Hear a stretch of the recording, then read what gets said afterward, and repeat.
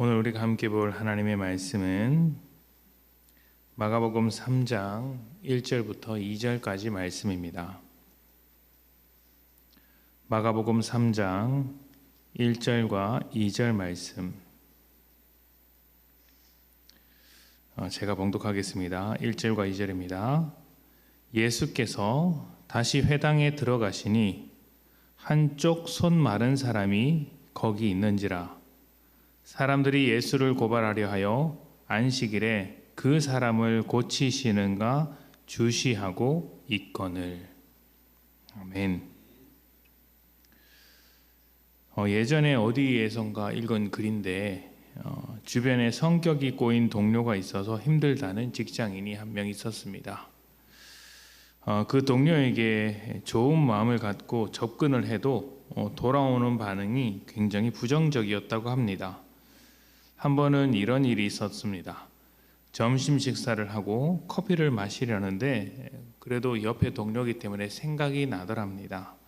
그래서 자기가 커피를 마시는 김에 동료의 것도 사서 전해주었습니다.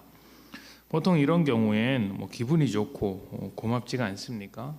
그런데 그 사람은 오히려 좀 냉소적으로 착한 척 할 필요 없다고 그 커피를 안 받는 것입니다. 이 글을 쓴 사람은 자기가 특별히 착한 것도 아니고 그냥 커피를 한 잔 줬을 뿐인데 이런 소리까지 들어야 하냐면서 분통을 터뜨렸습니다. 듣기만 해도 좀 답답하죠. 이렇게 마음이 꼬여 있으면 인간관계 자체가 참 힘이 듭니다. 왜 그렇게 꼬여 있는지는 모르겠습니다만 전문가들의 의견에 따르면 열등감이 크면 클수록 그렇게 될 수 있다고 합니다. 그러니까 외모에서 오는 열등감이라든지 학벌이라든지 집안 형편이나 가지고 있는 재산, 또 직장 내에서 보여주는 여러 가지 입지나 성과 같은 것에 대해서 열등감을 느끼면 그 열등감을 극복하기 위해 자기 자신을 단련시키고 노력하는 것이 아니라 상대방을 깎아내리고 또 그 사람이 하는 일이 별일 아닌 것처럼 폄훼한다는 것입니다.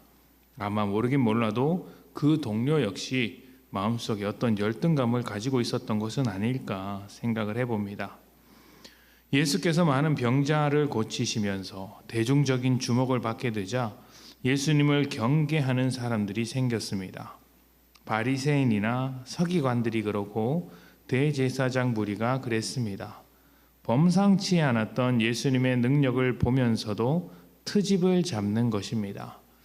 안식일의 주인으로 오신 예수님의 제자들이 밀을 자른 일로 트집을 잡았고 이번에는 손 마른 사람을 고쳐준 일로 트집을 잡습니다. 이 사람이 왜 이렇게 트집을 잡을까요? 이들은 예수님의 능력을 두 눈으로 똑똑히 봤습니다.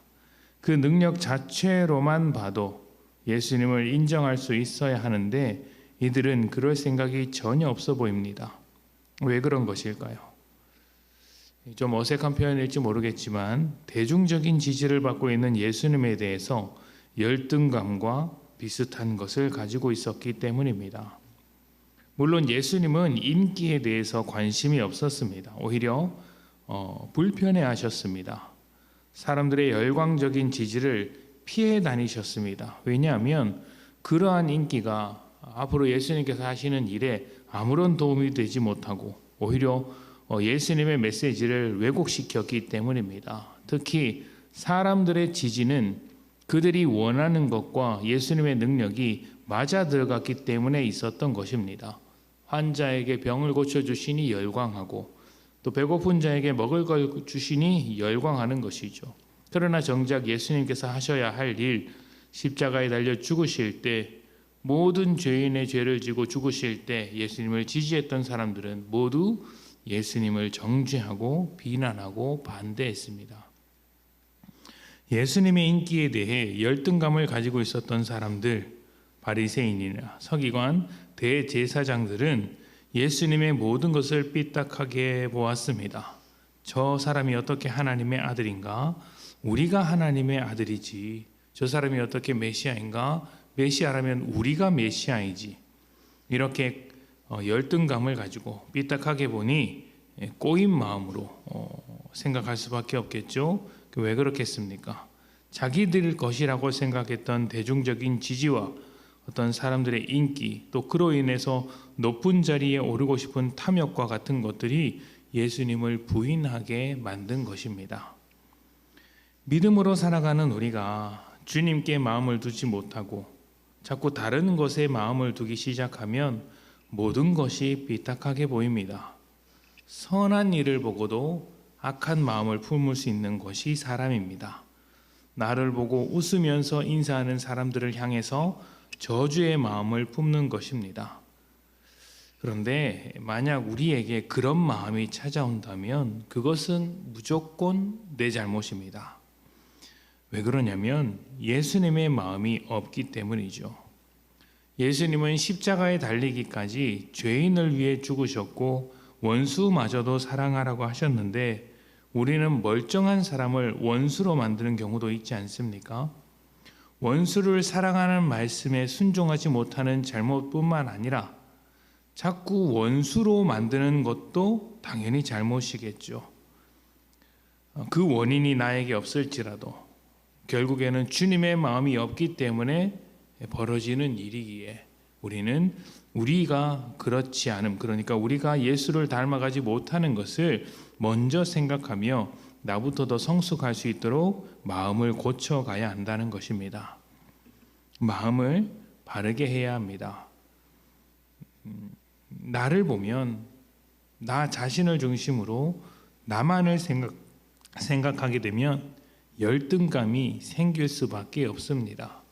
그러나 우리가 주님을 바라본다면 그렇지 않습니다. 나를 있는 그대로 받아주시고 부족하면 부족한 대로 모자라면 모자란 대로 사랑해 주시는 주님이 계시는데 열등감이 왜 있겠습니까? 주님을 바라보며 온전한 마음으로 살아가야 합니다.